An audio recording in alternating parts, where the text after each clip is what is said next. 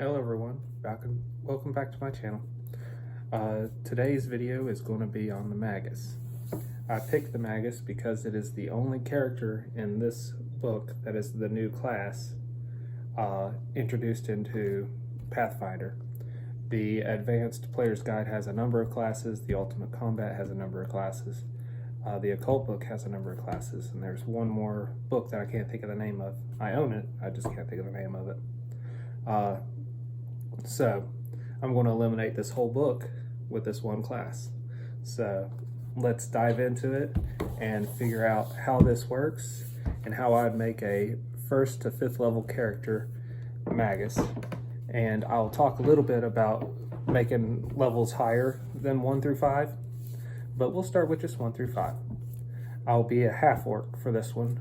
If I was human, I'd get an extra feat, and I'll talk about that under the feats. But as a half orc, you get +2 to an ability score, so that'd be no different than being a human. You get other benefits like dark vision and stuff like that, orc's blood, but that is not as important for the details of diving into making a class. So the hit dice for this is a D8. They get an attack bonus like a cleric, so at 20th level they'll have 3 attacks. The most important stat for casting spells is intelligence. So I'd put a 16 through 18 in intelligence and add the racial bonus of +2 to it. I usually roll stats, so do all my players. So what you get is your highest stat I put in your intelligence. Your next highest I put into strength to increase your melee, because this class ends up as a 2-wielding class even at the beginning. You're going to want a one-handed weapon, and your offhand will be magic. So with that magic, you'll be able to make touch attacks with your offhand. And the higher your melee, the better for that. Then I would take Constitution as my next, because you're going to end up in melee, so you're going to want to be able to take some hits. Out of that, Dex would be my lowest of my physical stats, but not the lowest stat on the character sheet. The reason is as you gain more levels, like at 7th level you get proficient in medium armor, and at 13th level you get proficient in heavy armor. So eventually you'll be able to upgrade your armor and be able to cast your magic in the better armor. So if you wanted, say, full plate, the maximum dex you get in full plate's 1. So unless it's made out of mithril. So let's dive in a little bit further. The gear I'd start with would be light armor, and that would be studded leather. I would upgrade that to chain shirt by level 2, 3 at the latest. I would start with a longsword, a battle axe, or a scimitar as my primary weapon. A longsword and battle axe do about the same amount of damage, but their criticals are different. And a scimitar does only a d6 damage, but its crit is a 18 through 20.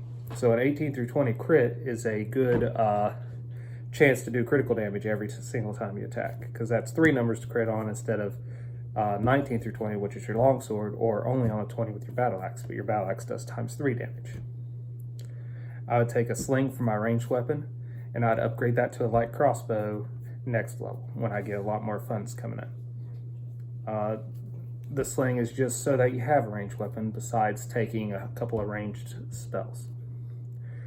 I would take a club for my bludgeoning, because you never know when you're going to deal with skeletons and stuff, and upgrade that to a morning star or a mace or a hammer. You're proficient in martial weapons as a Magus, so you can upgrade to any of the martial weapons you see that would be useful to you.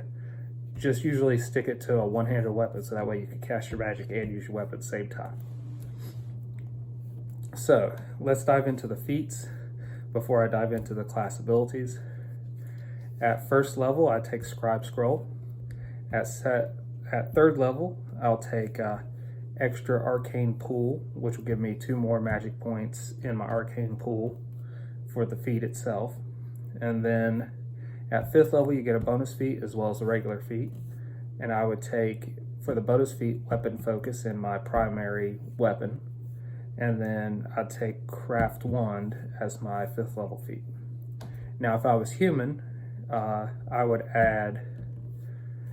take the extra arcane pool at level 1 with the scribe scroll, and then I'd add extra arcana at level 3, which you get Magus Arcana at level 3, which is an ability, a class ability, and I'd get an extra one of those abilities. So now let's dive into the leveling of the Magus, and let's see how I would define all these in the terms to use this class the best. Arcane Pool. You start with this, it is equal to half your level plus your intelligence modifier. So that'll go up as your level goes up, but it's not going to increase very fast. Hence the feat I took earlier.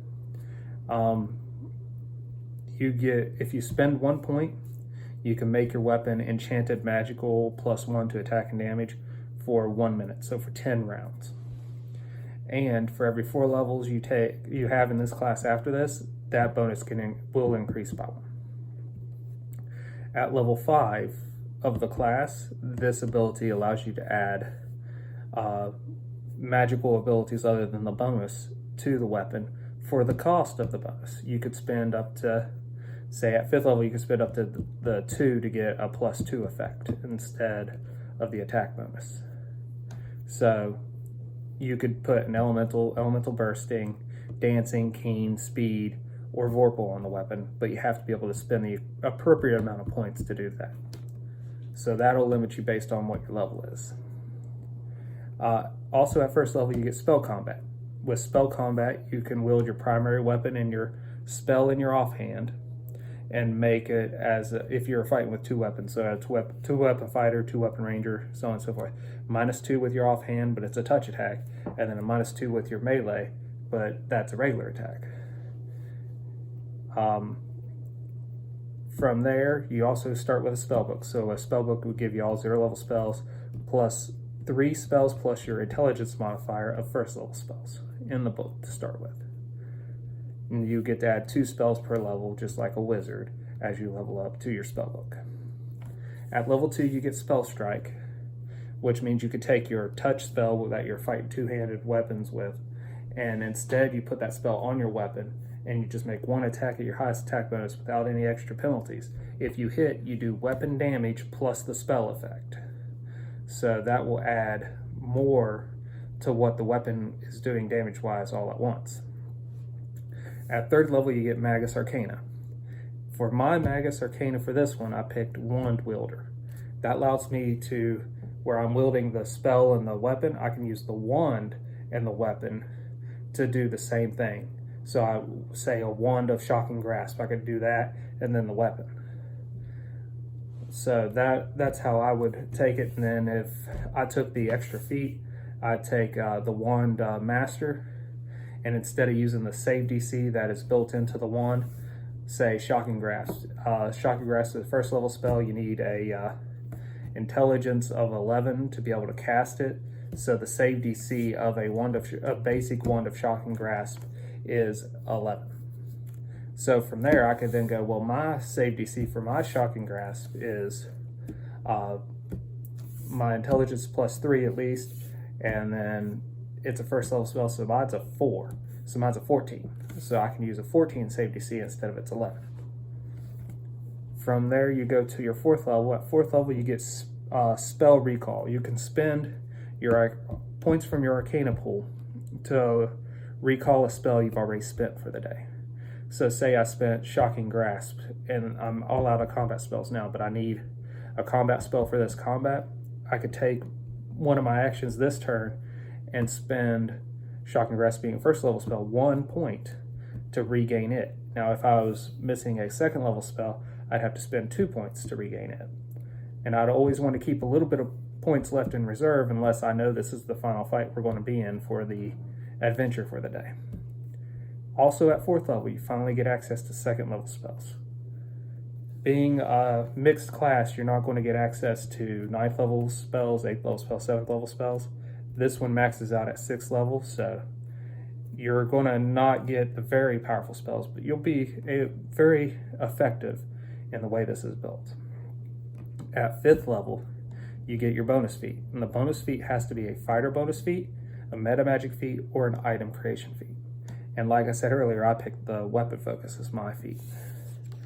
Now, let's dive into the spells that I picked for this Magus.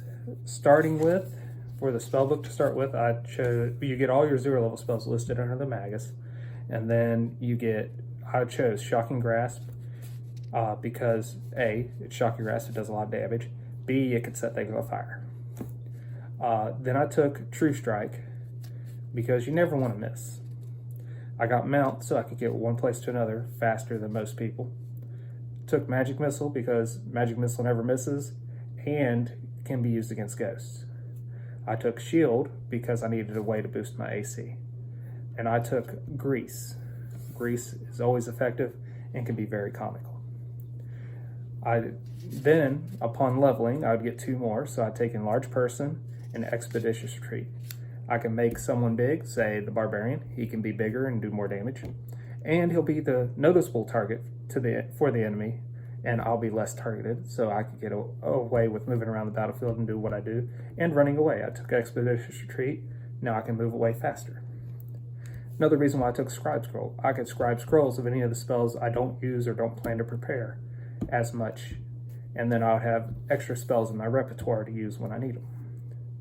On the next level, you still don't get 2nd level spells yet. This is your 3rd level in the class, so I'd take Color Spray because Color Spray is always useful, and I'd take Featherfall because taking no damage when falling is always useful. Okay, next time you level, you finally get access to 2nd level spells. So I'd take Glitter Dust out of the 2nd level spells because being able to negate Blur and Invisibility is very useful, as well as blinding your opponent. After that, I would take Blur itself because it is very useful. It is useful to be hit and then they have to roll to see if they actually hit you or not. After that, upon gaining my 5th level, I would take Web because it's always good to control the battlefield with Web. I'd also take Darkness because even with Dark Vision, you can't see in magical darkness. So Darkness would be a great way to limit the sight of the enemy or control an area. If your Barbarian knows Blind Fight, or your Fighter knows Blind Fight, your Monk knows Blind Fight, so on and so forth, you can cast Darkness, and the enemies that don't have Blind Fight are going to be missing, and if your allies have it, you'll be hitting and dealing damage. Also, you could combine, say, Darkness and Grease. I cast Darkness in the corridor just right before it enters the room, and I cast Grease right there as it enters the room. And then you all could surround it. Whoever comes in just out of the darkness, even without the Grease, would be coming in flat-footed because they don't know where the enemy is. And then if they hit the Grease, they don't have to make a save versus the Grease or fall on their ass. So there you go. Also combining that with Oil, you could use Darkness and Oil. You don't have to use magic for everything. But magic is always fun and useful. This is the Magus I created. Has anyone seen a Magus played? Has anyone played a Magus? Has anyone come up with more useful ways to make a Magus? If you have, put them in the comments below. I look forward to seeing them.